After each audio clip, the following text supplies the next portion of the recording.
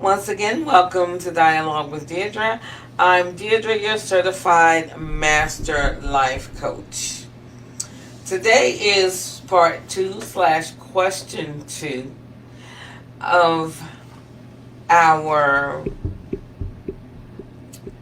What's Love Got to Do with Me series. So you have to make sure you watch my podcast, What's Love Got to Do with Me. That serves as the introduction to the 7 part slash 7 question relationship series. Okay, once again, make sure you look for that What's Love Got to Do with Me podcast. And the first question was, am I emotionally available?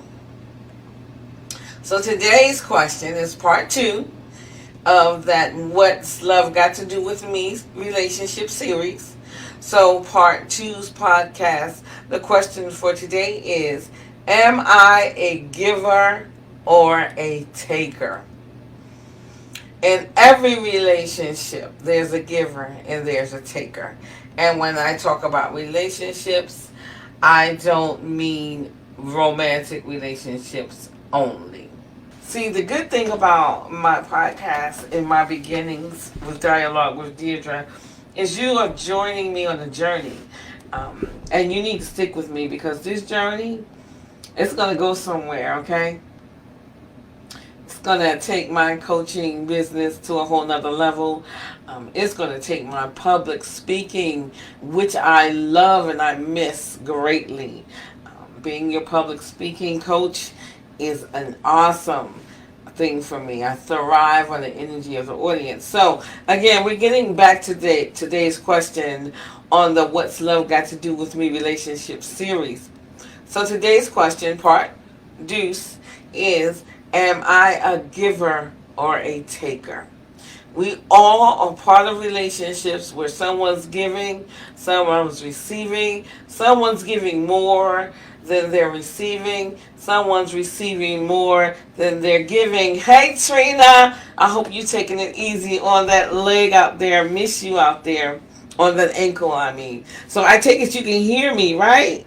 Okay, that's because I unplugged my telephone apparatus, so I won't be getting calls in, which is fine. So you can comment, ask me a question, or you can email me later at deidrakersson@live.com.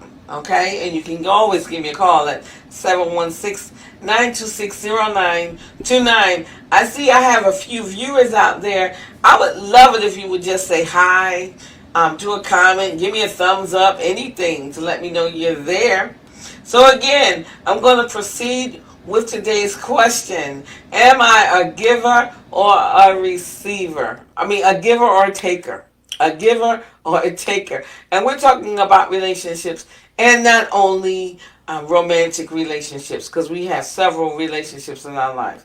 So, in a relationship, emotion matters. And that was question number one. Am I emotionally available? Emotion matters in all relationships. We have to show some kind of emotion, whether it's negative or positive. Emotion that we show others allows them to know what's going on with us. And people need to know what's going on with us. So, but when we're a giver or a taker, we need to understand what those two are, because some of us may not even realize that we're a giver. We might not realize we're a taker. We may not even realize how much of a giver we are and how much of a taker we are, because depending on the scale of that, those relationships can become unhealthy. And as your coach, your life coach, Dialogue with Deirdra is all about positivity. It's all about moving things to a healthier environment for the individual. Because if the individual's not right, any relationship they're involved in is going to suffer. So, again, givers and takers, they fall into unhealthy patterns. But we're working on that cycle of reciprocity. where you understand what you get or what you give, you need to get back, and you got to understand how it works. So, because some people, they're just so into themselves that they don't understand how much they're taking and do not even care how much they're not giving. So, anyway, we're getting back to what giving and being a taker is in a relationship. I'm going to give you an example, okay? As my friend, I give you a gift. I do not expect or wish anything in return. Okay, I'm giving you a gift, and I only offer the gift because I want to honor you and show you how much I appreciate you, and my affection for you. So therefore, the reciprocity, it already exists, because me giving you that gift is showing you how I support you, how I feel about you. So that's reciprocity right there. So it's proactive. It's a balance. We both win, because I'm giving you a gift because you've already shown me something. You've already given me something of yourself. So I'm returning that, and I'm giving back to you.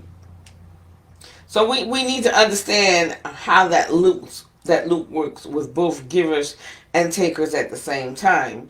And the reason why we need to understand that, because as humans, by nature, our brain makes us believe that we deserve more than we give. Hi Maggie, how are you? Gosh, I love it when you guys join me. And your feedback, not your criticism. I don't want your criticism, but your feedback, I do greatly honor. So I would love that. If it's something that you need to talk about, and again, this is part 2 of a 7-part series, and I'm talking about relationships. So if there's a question that you want me to work with, to have dialogue with, if there's comments you want to make, I appreciate that. Okay, so we have some people that are givers by nature.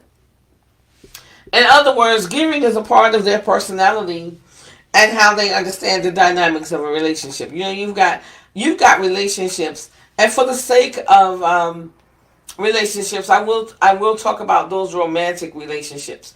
You have two people in a relationship, and you got one person that's constantly catering to the other person, and the other person is just taking, never giving back. They may say thank you, they may give you a kiss or a hug or whatever, which is a very smart of reciprocation, but they never give to you as much as you give to them. And over time, the giver is going to get tired of that. And it's not about materialistic things, it's about the thought that counts. We've heard that all the time. It's the thought that counts. Think about me. It doesn't have to be a materialistic gift, it doesn't have to be a big gift. I like diamonds. I'm just saying, but it doesn't have to be. A dozen roses or a rose, but I like a dozen. I'm just saying. We have to understand where we are, and how the dynamics of a relationship work. Now, we could talk about the parental relationship with the child. The parent is always giving and giving and giving. Of course, that's the parent's job. But the child can reciprocate by at least saying, thank you, mommy, thank you, daddy, and letting your parent know that you appreciate what they do for you, even though it's their job. And that's where those spoiled brat children come in. Oh, I don't believe I said that. But you have some children that are just so unappreciative, so ungrateful. They just do not understand. And that's because parents haven't done a good job of explaining how it works. But as a parent, we give to our kids because we're supposed to. But as a parent, we need to teach our children what reciprocity is, what it means, and how it works. And when we talk about givers and takers and a sibling relationship, my sisters and I, we give birthdays, Christmas, all of that, and outside of that, we give. But at the same time, I don't think any of us are like takers. Like, we don't just take from one another. We don't take each other for granted. And I believe that's because we're adults. I believe that's because we lost our mother at such a young age. I believe that's because we have an admiration and a respect for one another. Do we get into little arguments and tiffs and don't speak at times? Yes. But we understand our role as siblings, as adult women. We understand it. So when we talk about relationships, you got to look at all relationships, and they're all different. And you got to understand who you are as a giver in that relationship and who you are as a taker in that relationship. Your relationships with coworkers. Now, my coworkers change per trip or flight, to however you want to see it. We have a pilot. I'm sorry, we have two pilots. We have a captain and we have a first officer. We have flight attendant 1 and flight attendant 2. So there's 4 crew members. So once I close that door to the cockpit, it's myself along with my co-flight attendant. Now we have to establish how we're going to work with each other, because our work roles are established prior to us getting on an aircraft. We know who we are, we know what we do, we know our job, so we have to give each other, I won't go through our drills or whatever, but we have to do sort of an introductory, just like the captain does a crew briefing, letting us know about the weather. We introduce ourselves, blah blah blah blah blah. But once that door is closed and it's myself and the other FA, it's on us to run that aircraft with our passengers. And we have to understand our relationship. And neither one of us should give or take more than the other. So in the workplace, you have to understand who you are, what your job is, to actually be clear. And by no means allow anyone to just take from you. I'll give you an example of what that would be. When working with another flight attendant, let's just say I'm the senior flight attendant, most times I am. Now, as a senior flight attendant, I do not feel like I'm the boss, because I'm not. That's not how it works. I do not feel like you do what I say, because that's not how it works. We know our jobs. We have individual duties that we have to do, and we cover those. But if I was constantly taking, I wouldn't do anything but just work and just look after those first class passengers, those 9 or 12 first class passengers, where my FA in the back has 67 or 76, anywhere from that amount. It changes based on the amount of people, but I'm going to help her. I'm going to see if she needs anything. I'm going to help her pick up trash. I'm going to, I'm going to give to her. I'm not going to constantly take, and vice versa. So whatever your relationship is, you need to understand your roles. You need to understand the goal, what you want to happen at the end, because everything needs to end up a happy balance. So in our love relationships, in our family relationships, whether it's parental, siblings, in our work relationships, we have to understand what it is to be a giver, what it is to be a taker, and how to make that work for all those parties involved. Okay? So now that I've set that up and I got that straight, we know what a giver is. A giver, that's an act of showing attention, affection. It increases their self-esteem. When the giver does that things, it makes them feel good.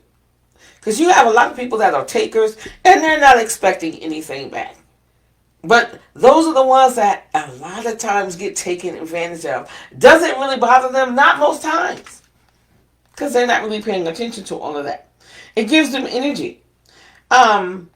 It makes them feel good. It gives them self-esteem. It gives them energy. But the first thing the receiver may feel is pressured, because you got this person always giving, and the receiver isn't asking for it. So they feel pressure. They feel like, you keep doing me these favors and I'm not asking for it. Now think about this in your love relationship. It may be uncomfortable for someone to be always sacrificing themselves for someone else. Now, I don't want someone constantly going out their way to give to me, if I'm not asking for it. But at some point, you have to stop some givers, because that's their nature. That's what they do. You have to understand how to be a receiver. Okay? And secondly, sooner or later, they're going to receive things are going to happen, because oh gosh, this is when someone constantly gives to someone, and they're like, hey, wait a minute, I'm not asking you for all that. That can become fatal. That's a fatal attraction. So we have to be careful of allowing people to come. Like, well, I didn't ask her for it. She just did it. I didn't tell him to do that. He just did it. And you just constantly accepting. Okay? And so then the result of that may be this person may feel like you feel a certain way towards them and you don't. But it's your fault because you allowed it to happen. You allowed it to snowball. You're just a greedy receiver. Okay? Okay? And we talk about givers and receivers. What about that girl that gives her boyfriend everything, all this attention and all that? And he just lets it flow. He just goes with the flow. He becomes passive. He becomes dependent on the relationship because he's expecting her to do everything and vice versa. Well, we have women that expect their men to do everything. It's okay for another person to invest into another person, but invest in the relationship as a whole for both of you. Okay, both members should commit themselves equally to the health of the relationship. You know, givers deserve to receive, and receivers deserve to give. So when we talk about being a giver or a taker in a relationship, we need to understand the dynamic of that. We need to understand that if you're giving more in the relationship than you're receiving, you might need to put on brakes and just sit back and you let it flow. You need to understand what it means for you to be in the state of reciprocity. That means you need to understand what it would feel like to be in the state of receiving. I'm not saying you say one day, you know what, I'm not going to do that anymore. I'm not giving him or her anything else. I'm just going to sit back and see what she does for me. That's not what I'm saying. I'm just saying put on brakes a little bit, ease it up. Just ease it up. And maybe you haven't given that person the time or the chance to be reciprocal. You haven't given that person the opportunity to be the giver because you're constantly giving. So, to the giver, there's nothing wrong with that. But when you start being the giver to the point where it's unhealthy for you and it's unhealthy for the relationship, that's where we need to rethink things. So, I guess the best thing for me to do right now is to give you some signs of a giver and some signs of a taker. Now, as always, I do research before I bring information to you, before Deirdra decides she wants to have a dialogue with you. And the odd thing about this is I found more information on being the taker in the relationship. Yeah, because the taker can be detrimental. If I didn't say that right, do not correct me. The taker can be dangerous to the relationship. And the giver can be the person that finds themselves in danger. So I found way more information on signs of being a taker than I did on being a giver. So having said that, I'm going to start with the 15 signs of being a taker. Okay? Guess what I got to do? I got to put the glasses back on because this ain't working. I'm going to work on getting rid of that glare. Maybe I need to situate myself differently from the light here. The one thing I love about my shows, there goes that narcissistic me again, talking about what I love about me, is that I'm very open, I'm very authentic, I'm very real. This is me.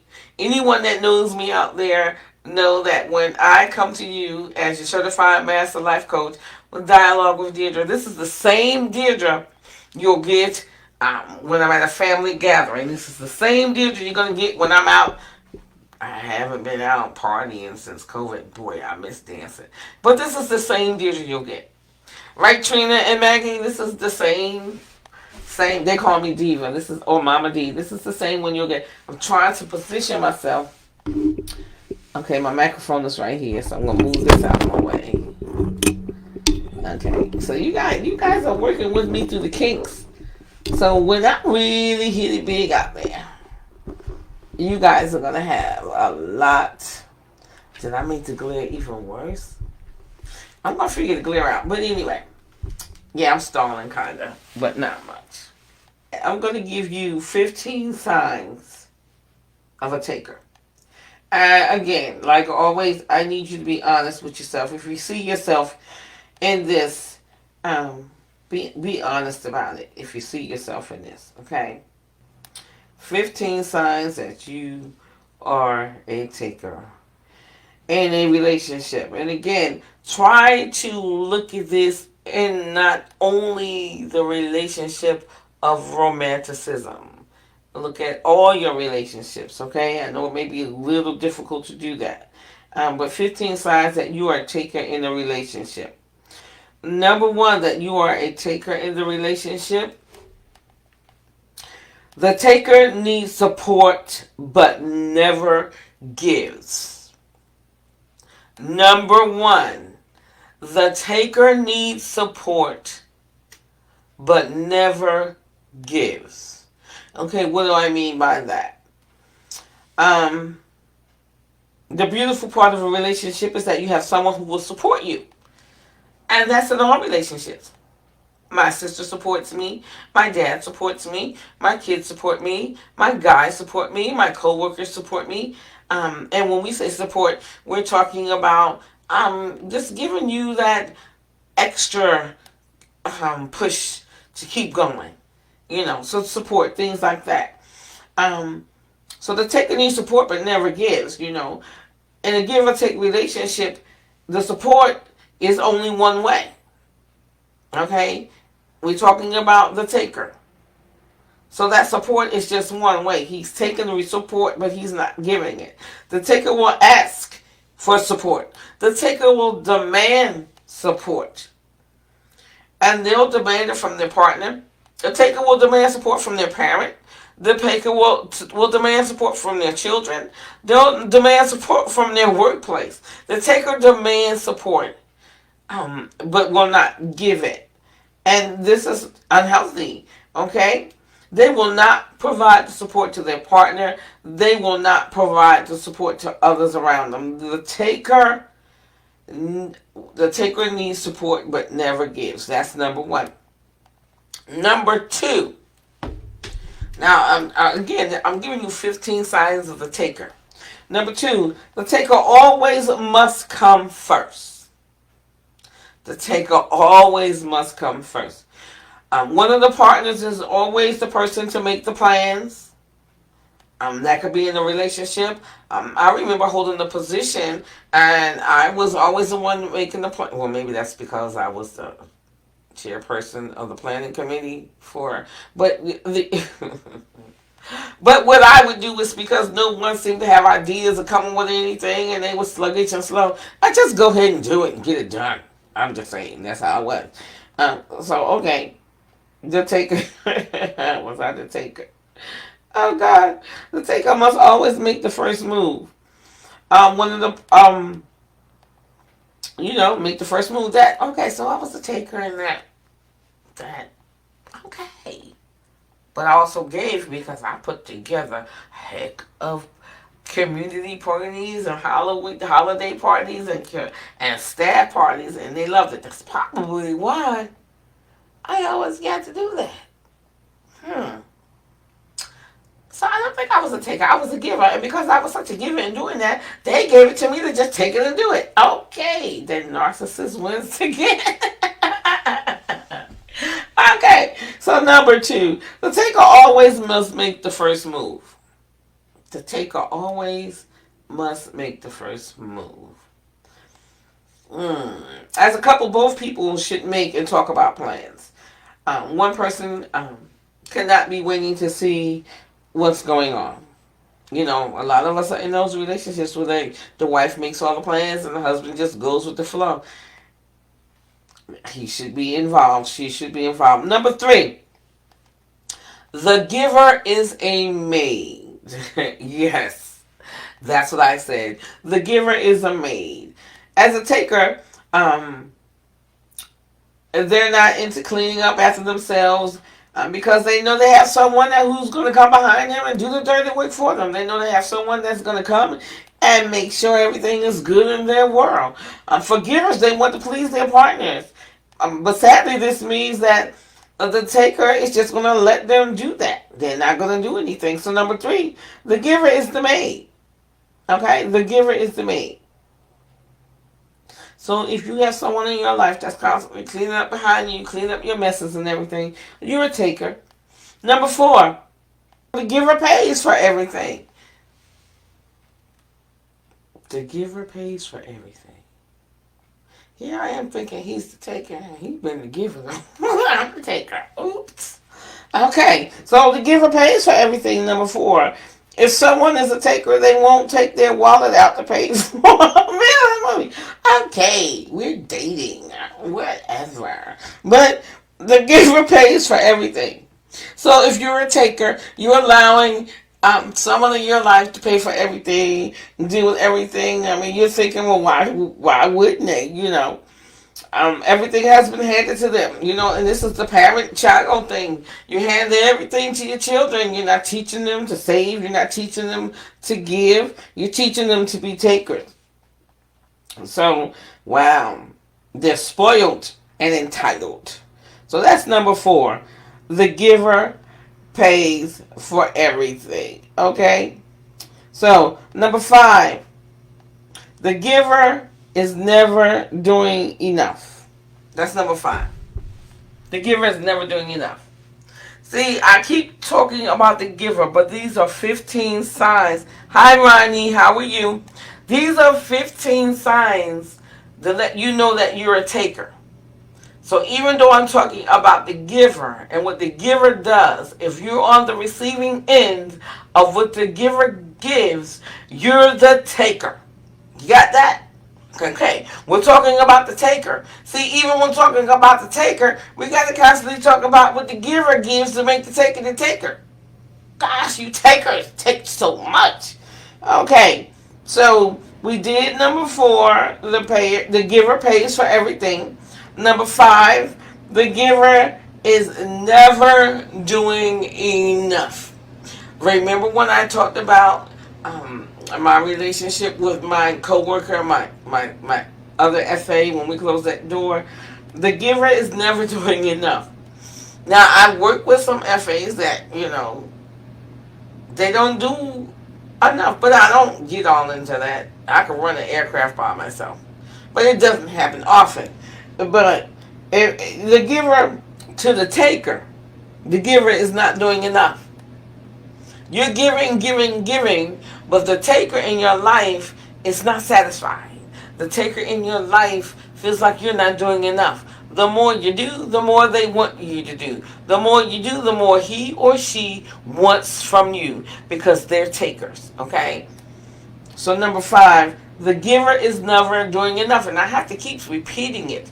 I am talking about the taker. I'm giving you 15 signs of the taker. And when we talk about the taker, we're talking about what the giver does that allows the taker to become a taker. So number 5, the giver is never doing enough. Number 6, and this is from the taker's point of view. Maybe if I say that, you will understand it better. This is from the taker's point of view. I'm shining right here. What's going on? Even I can't dim my own shine. Whatever. Okay, number 6. There's a lot of double texting. Oh, wow. What do we mean by that? Is someone in your relationship double texting all the time? Either way, that's not a good sign. Someone who double texts their partner, and we have parents that do this to their children. We have children that do this to their parents. We have siblings that do this to one another. So again, let's do not just make this about love relationships or romantic relationships. Okay? They double text a lot because they're not getting the answer that they want. They're not getting the right answer according to the answer they're looking for. I know we've got those people in our life And they'll text you, you'll text them back. And then they'll text you back, and you're thinking, but I just told you. But you didn't tell them what they wanted to hear. So that taker is not getting what he wants from the giver. So he's going to, she, he, it, her, them are going to continue to text you. Until if you're like me, you're going to just stop texting and push call. Like, now, what are you trying to say? What are you trying to make me say? That's what it is. What are you trying to make me say to you? Because I said what I said. And that's what I said. So that double texting. Number 6. There's a lot of double texting. So if you got that person in your life, moms with your children, dads with your children, partners with one another, siblings, that double texting, that's why. Because you're not giving them the answer that they want. Number 7. This is a owie or ooey, a big one, a OMG. The taker doesn't show much affection. Why would they show affection? You're giving them everything they need. They're not showing appreciation to you and what you're doing because you're going to keep doing what you're doing. Instead, they make you feel like a slave. You know, that maid. You know, if the giver wants affection, they got to come ask for it. And that being said, it doesn't mean they're going to get it. You have to ask for it. Number 7, the taker doesn't show much affection. Wow. Okay, parents, show your kids some affection so they'll learn how to show that affection so they can stop it with that double texting. Oh, gosh. Number 8, the taker never, okay, this one is for romantic relationships. I'm going to repeat. Number 8 is for romantic relationships only. Okay? Number 8, the taker never initiates sex. The taker never initiates sex. Oh, he's not a taker. Okay. Alright. The taker never initiates sex. This is some serious stuff here. Again, why would they? They know the giver is just going to be all up on them, all clingy, and they're going to come to them. They get anything they want without asking anyway, without lifting a finger. So, to them, sex is a chore. They're going to do it to get it out the way, to shut you up, you know. And again, we're talking about romantic relationships with this one. And it's always on their terms, okay? And because I don't know who may watch this, I'm not going to use choice words here. But if the taker feels, oh boy, I won't use that word. But if the taker feels like they need or in the need of intimate care, they know they're going to get it anyway. And they know they're not going to have too much to give it. So it's always on their terms, and they're never going to talk about it. They're never going to initiate it because they know you're there and they know you're going to do it. Okay? So number 8 is the taker never initiates sex. Number 9. We got 15 of these to go through. I got about 20 more minutes. And then I have a few that I want to go through as far as you being a giver. Like I said, there were so many more what being a taker is and does. It's so much out there. Okay? Number 9. Again, we're talking about the romantic relationship. Date night is a burden for the giver. It could be you or your partner, but there's one person who needs to make the date plans. And the giver is the one that usually makes the date plans. And if the giver has to always make the date plans, then that becomes a burden. And if I had to be the one in my relationship to always make date plans, I would feel like you don't want to go out with me. You don't want to date me. So at some part, as being a giver, again, put those brakes on. Put those brakes on. Or rethink that relationship. I'm getting upset here because I know a lot of people do this. A lot of women go through this. A lot of men go through this. This is unhealthy. It's not good. Okay? So, you know, when date night becomes a burden for the giver, because they have to research, they have to arrange everything. The other person is sitting back and waiting, and one of two people, um, either the giver wants affection that they're not getting, so they figure they plan all these date nights and they're going to get it. Not going to happen. Not going to happen. So, again, number 9, a date night is a burden for the giver. Okay? Number 10, the giver's needs are ignored. The giver's needs are ignored. Because, see, the taker is only concerned with what the taker needs. So the giver's needs are going to go ignored. We all have needs, whether we're in a relationship or not. We all have needs. But when we get into a relationship, sometimes your needs are overlooked. It happens. And when you talk about it with your partner, who's a taker, he has no intention to focus on your needs. They only want you to focus on their needs. Now, if you're in a relationship and this is happening and you're having that conversation with your partner and they are listening and you're having that dialogue and he's listening and he's a hearing or she's listening or she's a hearing and they want things to become better, changes will be made. But you have to have those conversations with them. You have to let that taker know that they're a taker. Pull up these signs of what a taker is and go through it with them. And if they do not see themselves in that, stop giving yourself to someone that doesn't want you to give yourself to them, because that's what that is. Okay? I hope I'm helping somebody out there.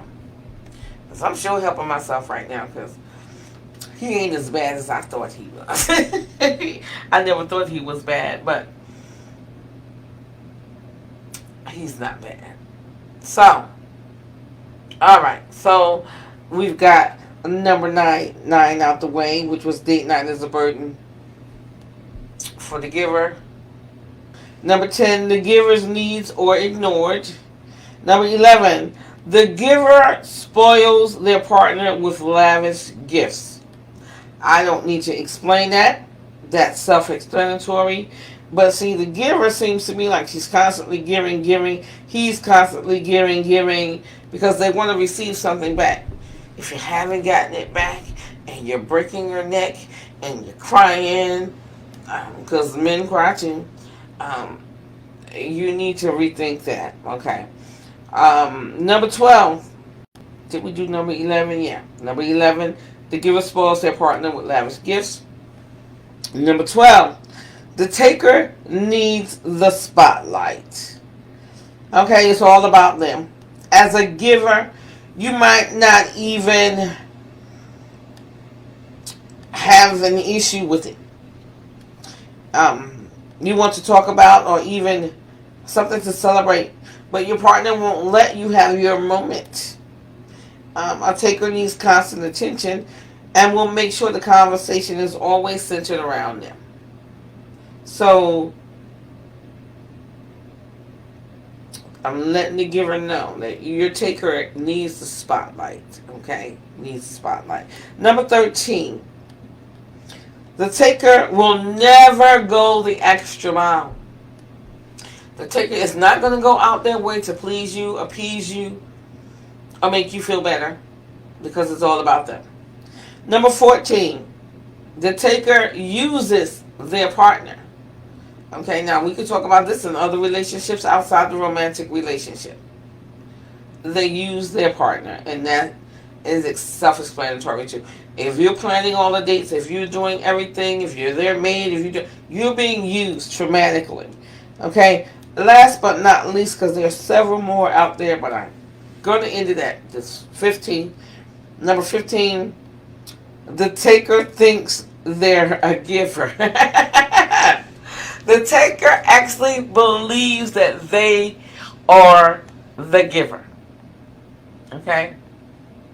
So, if you see yourself in this, if you see your partner in this, if you see your kids in this, your siblings, you may need to have some conversations. So here, now what I want to do is I want to give you signs of a giver.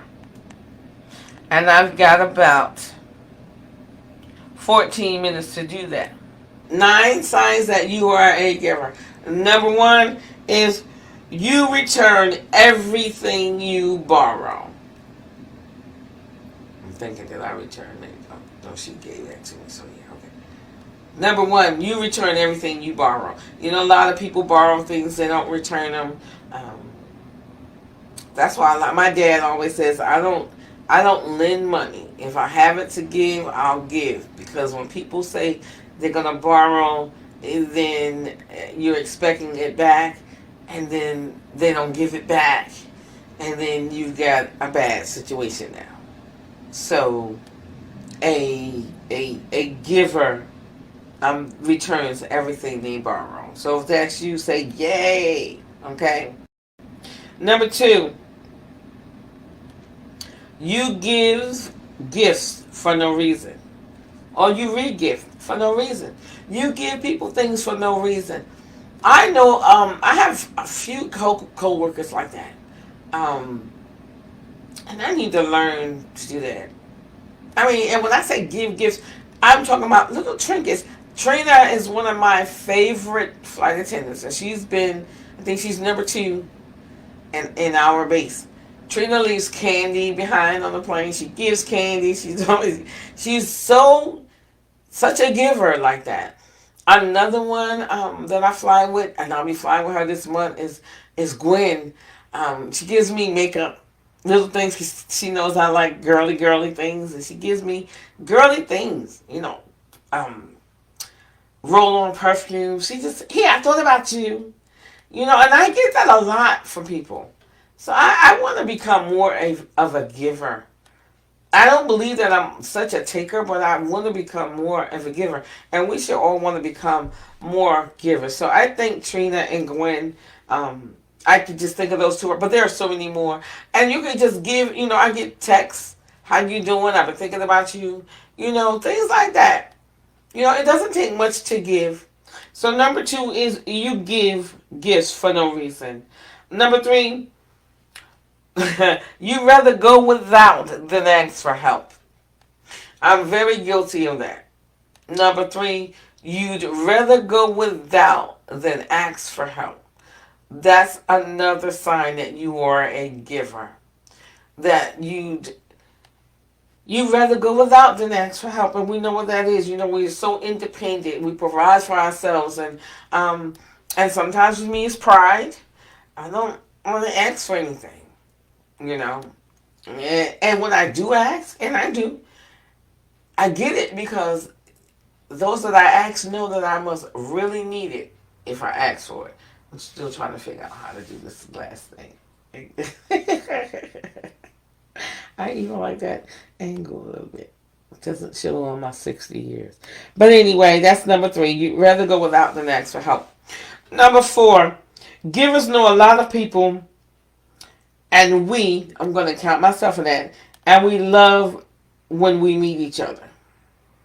Number 4, givers know a lot of people, and we love when we meet each other. We know a lot of people, and we love when those people meet one another. So I'm a giver. I love to coach, and with coaching, advice being given is sometimes a given. Okay, so that's number 5. You love to give advice. Now I'm talking about the giver. And I'm giving 9 signs to let you know you're a giver. And number 6, selling comes naturally. Wow, that means now I have had careers in sales, and I didn't like them because to me selling didn't come natural. Especially when I knew I was selling a product or something to someone that they didn't need it, so I wasn't a good salesperson. Givers can sell water to anybody, but I think I may be looking at that a little bit sideways, but selling does come natural to a giver because selling is a native quality of most givers. They sell. And if I was to put myself in that as selling coming natural to me, I'm selling myself to you as a life coach. And it's natural for me because I know who I am, I know what I believe, and I know what works. How wonderful would it be if you're on Facebook and you just tap in that friend's name and you just say, I want everyone to know what a beautiful person so and so is. And I've done that with flight attendants I've flown with. I mean, just put it out there. Give them that accolade. Be a giver and let people know that you appreciate them. Email them and let them know I've been thinking about you. We don't do handwritten notes anymore, but a perfect time of year to get some Christmas cards out, sign them, and mail them out. So that's number 7. Send some thank you notes and texts or emails. Number 8, we never remind people that they owe us. Wow. That's yeah. As a giver, we never remind people that they owe us. So that's number 8. We never remind people that they owe us. Number 9, and this is the last one, the last sign to let you know that you're a giver. Number 9, you, oh wow. Number 9, doing for others makes you feel good. You ever have those people that when they do things for others, it's not out the goodness of their heart. They're complaining, they're moaning, and they're groaning. But then you have those that do for others, and it gives them that energy. It makes them feel good. It's like they're not even thinking do unto others the way you would have them do unto you. They're just thinking, I want to do unto others and I want to do unto them good. So that's number 9.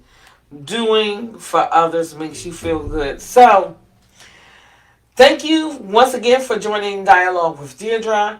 This was part 2/question 2 of the What's Love Got to Do with Me relationship series. So we have 5 more questions to go in this series, and then I don't know which one I'm going to choose here to go next. I don't know if I want to go with happiness next.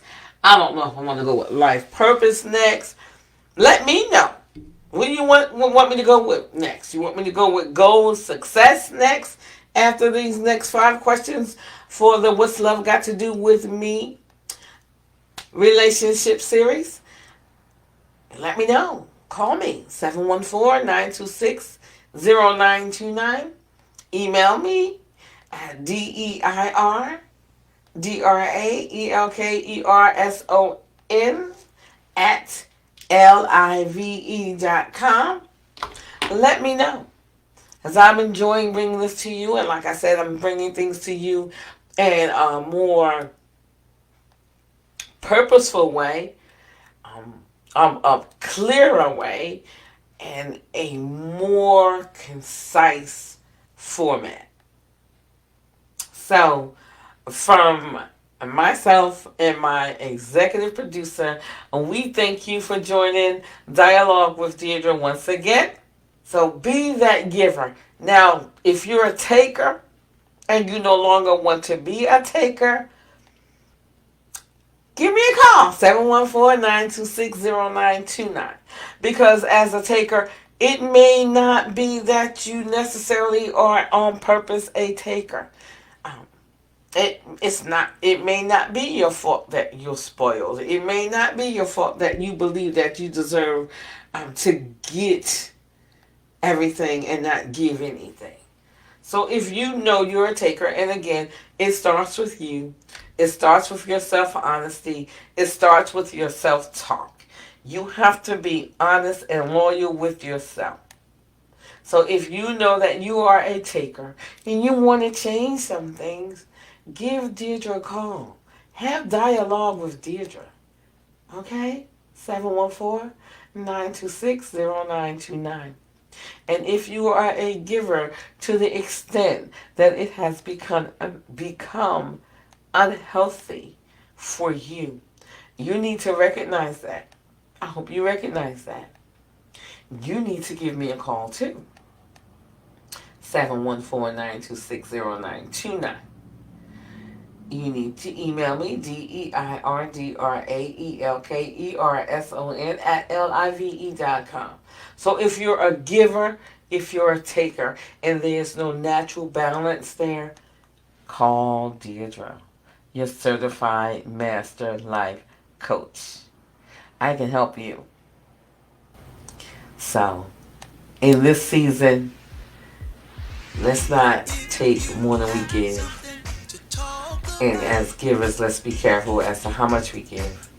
Because sometimes we can give so much of ourselves and we lose so much of ourselves. And we look around and we really don't know what happened. So let's be careful with that. Let's take care of ourselves and one another. And let's know our worth. So bye-bye for now. I love you much. I'll be coming to you again soon with part 3/question 3 of the What's Love Got to Do with Me relationship 7-part series. Bye.